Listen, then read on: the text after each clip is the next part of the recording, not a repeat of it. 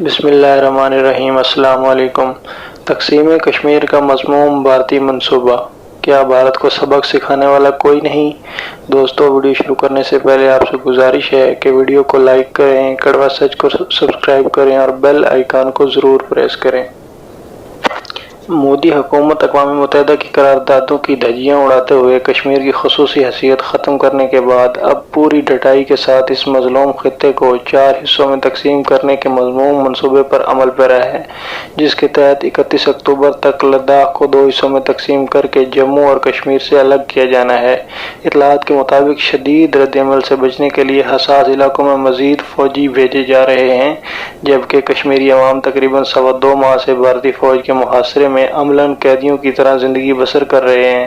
مودی سرکار کی ہٹ درمی کا عالم یہ ہے کہ کشمیر کی صورتحال کا جائزہ لینے کی خاطر آنے والے امریکی ارکان سینٹ کو بھارتی مقبوضہ کشمیر کا دورہ کرنے کی اجازت نہیں دی گئی، جبکہ حکومت پاکستان نے انہیں کسی پابندی کے بغیر آزاد کشمیر کا مکمل دورہ کرایا۔ امریکی سینیٹروں نے آزاد کشمیر کے صدر اور وزیر اعظم سے بھی تبادلہ خیال کیا۔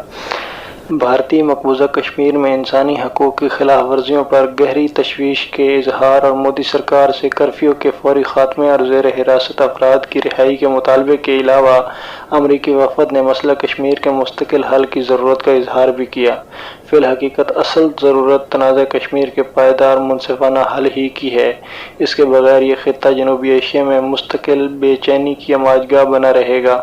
لداخ میں بھارتی اقدامات کو حکومت چین خود اپنے ملک کے لیے بھی چیلنج قرار دے چکی ہے، جس کے باعث علاقائی اور عالمی امن کو لاحق خطرات کی سنگینی مزید بڑھ جائے گی۔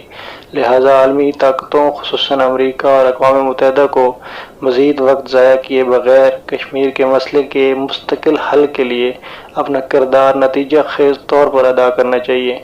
اور یہ کھلی حقیقت ہے کہ کشمیریوں کو حق خود ارادی دلانے کے بین الاقوامی وعدوں کی تکمیل کے سوا تنازع کشمیر کا کوئی مستقل اور منصفانہ حل ممکن نہیں ہے۔